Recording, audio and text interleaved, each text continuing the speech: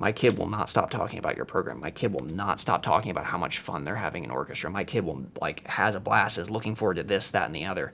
The more we can create that effect, the better we're going to do.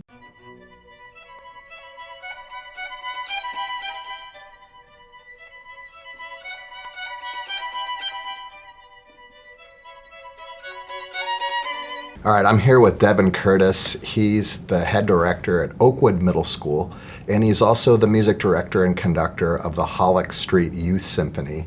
Today we're going to talk about recruitment, different ideas from a practical standpoint and from an academic standpoint. So we'll just get into it right now. Mm-hmm. So I've got this matrix that kind of goes down here with the values, and then I've got stuff like that goes across this way, two other dimensions that go across this way, like different modalities. So in your classroom, like in your elementary school visits, in your media, in the community. How are you hitting on these tenets in these contexts? So we talk with these kids, we present to them all the interesting things about what orchestra is at their age group, really trying to emphasize on the fun aspect of it. Because for these kids and where their value systems are at is, as much as I have these big lofty musical goals and I've chosen to have a profession in music where I really want to do this because I find it intrinsically valuable and I get a sense of like academic, spiritual enlightenment from it, and it really fills my bucket. Many of these kids aren't there yet. The average attrition rates, I think, of orchestra students from beginning year to senior in high school, I think is something like 75%. I actually think the most recent numbers are higher than that. That's something we talked about last summer. We're looking at closer to like 85, 90. Okay. That's also a deeper conversation of like, what are we doing? Right? Like if we talk about music, like it's this artistically or even like either aesthetically or advocacy-wise, like utilitarianly valuable, what are we doing that's pushing 10 to 15, like 80 to 90% of our enrollees to no longer do it? I would say for the vast majority of individuals, people like being good at something a lot more than they like being bad at something. Many people shy away from experiences because they feel like they are not empowered to participate because like, I can't do that. But if they could do it, they'd probably have a lot more fun doing it. So making sure that we as teachers are providing them with the experiences that are things that they can attain, again, talking mass appeal for the solid middle chunk of the bell curve, and then using that to present, and it's a proof of concept. When you go and talk, you have your video or you take your ensemble that is of largely beginners or like newly minted, only barely not beginner players anymore. It's like, no, you can do this. Like these kids have only been playing for a year and they sound that good. You can do it too. Doing races with bows with beginners, like you line them up down a line and then you have a bow hold and they're passing stuff from bow hold to bow hold and they're all just cracking up the entire time and then they drop it halfway through the line and just, oh no, have your video camera ready. You know it's something stupid's going to happen. By stupid, I mean magical, right? Like, and those are the moments that they remember, is those wacky things that you do in class, the games. There is a gamification that I think is necessary for really effective teaching in the sense of inciting those wow moments and that whoa factor.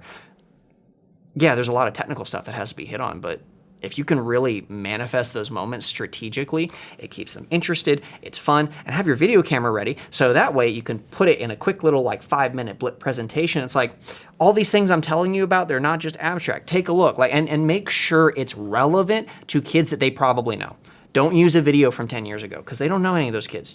That's a video you need to update annually with 5th grader. Well, in my context, I teach 5th grade as my youngest, so your youngest age group. So if you teach exclusively middle school, 6 through 8, make sure it's this past year's 6th graders. So that way the 4th and 5th graders you're trying to recruit, they know them. They're their siblings, their cousins, their friends. They live down the street from them. It's like, oh, that's so-and-so from down the street. I know them.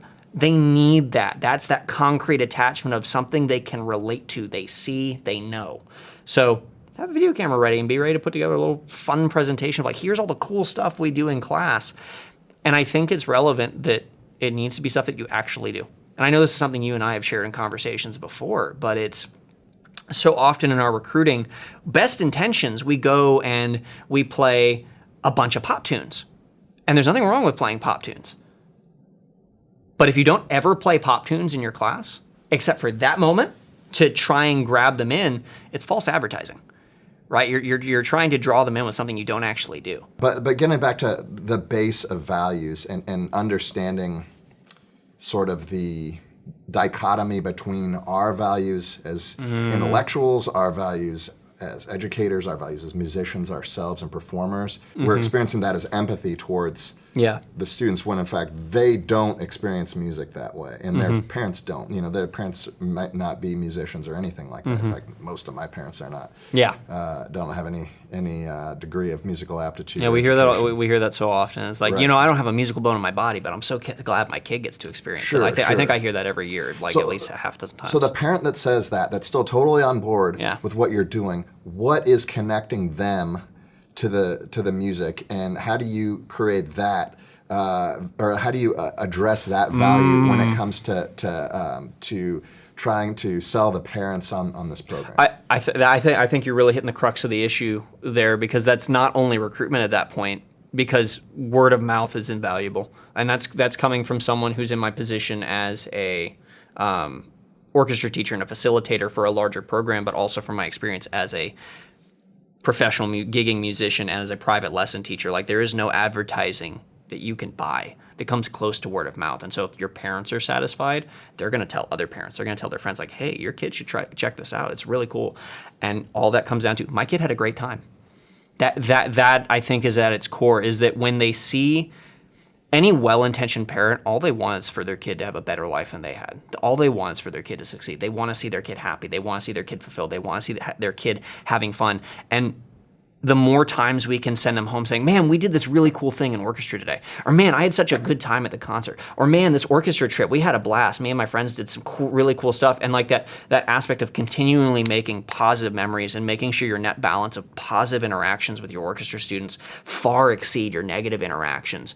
I think that's what keeps those parents coming back, is that they see their kid has a smile on their face every time orchestra comes up, or they won't shut up about it at the dinner table. Like, Mom, Dad, all these cool things I did in orchestra. And we can't force our values on them, but I think just by exposing, with no onus to it, with no like weight of like, you need to have my values, but just like, this is why I love music. I hope you do eventually too.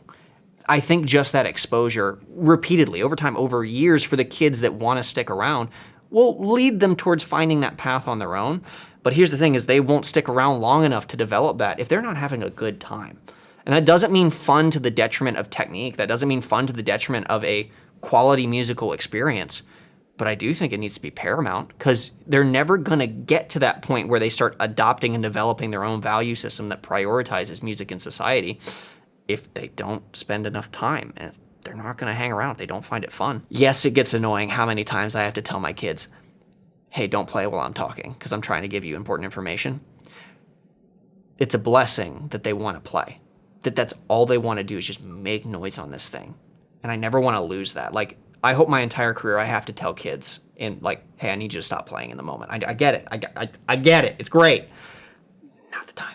I love that when I introduce them to a new technique or a new bow stroke or a new sound effect, right? These beginner levels, it's just something about like, this is, I don't even get them issue. Yeah, I'll introduce it as a glissando, but like, hey, do this. Woo! And they're like, I can do that. And then they go nuts about it. Or like this past year, I had a freaky sensation where, and again, it hits all those wow factors, that intrinsic motivation. If you're not familiar with the VeggieTales show from a bazillion years ago and decades ago, the main theme has a very catchy 5/1 bass line. The boom, boom, boom, boom, beam, boom, beam, boom, boom, boom, boom. And apparently that's still in the social idiom. We still have enough kids in our classes that are aware of that. And I had one cello player figure it out by ear.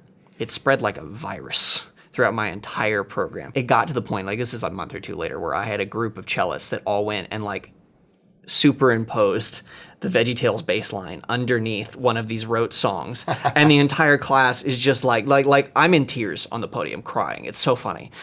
And those kind of moments, I think, are the biggest, both retention for the kids that were in the classroom and the way it spreads around the program. Like, did this happen in sixth period? Yeah, it did. It was great. And there's a jealousy to that. Like, well, I want to do that. Like, that's an amazing retention thing for kids that want to keep going on. But then the kids that were in that class, or the kids that hear about it, are going to go tell their younger cousins or younger siblings. They're going to tell their parents about this funny, awesome, cool thing happened in orchestra. And that's, again, you can't buy that kind of publicity. It's amazing. I can bet that there's a very high percentage of parents that, they see their kids practicing at home and they look around and they say, hey, let me try that. Oh, I bet. And the reason why I know this exists is because I get these instruments back in a different condition. And it's what like, did you do? It's like Dad tried to tune the pegs, or Dad tried to do something All like the time. reset the bridge or All the something time. along those lines. And it's that Dunning-Kruger effect. Yeah. Yeah, and so that's the evidence that I see of this happening. But yeah, again, it's that mirroring, that getting that family on board. But I think it gives the parents a lot more of an appreciation for like what their kids are actually doing day to day in class. And also seeing the value of like, my kid comes home every day and tells me how much fun they have in their class. But then they also experience the firsthand knowledge of like, oh, they're having fun and they're working this hard every day just to get a basic sound out. And I think it's important to build that empathy between that connection between parent and child of like, wow, you're doing something really cool. There's a different kind of appreciation, the same way that even if you don't stick with music long term, if you've done at least a couple years in an orchestra or a band program, and you go see a live group that's at an incredibly high level, there's a different kind of appreciation for it based off that empathy of experience of like, wow, they had to work really hard to do that. It is a reality that has to be come to terms with eventually, is that like as an institution, we have to adapt or die. If we are not contemporary in our approaches and reaching the modern audience and reaching the modern potential orchestra student, it doesn't matter if we were here for 400 years before, we're not going to be around for 100 more unless something changes and we're really reaching out to our audience in ways that matter to them. Well, this has been a great conversation. Devon, I appreciate you coming on, and I appreciate you watching. If you want to continue the conversation down in the comment section, I encourage you to drop a comment. What have you done in your recruitment that's been successful? What tips can you give that you think that other people can benefit from? And also, don't forget to share this content with others. Help us spread the content out. Help us continue the conversation, get this stuff going. Because, again, we want you to be a part of that hero arc. We want you to be successful in your program, and because orchestra can, even as a director, can take you to some pretty great places. So, thank you for watching, and we'll see you next time. Thanks, folks.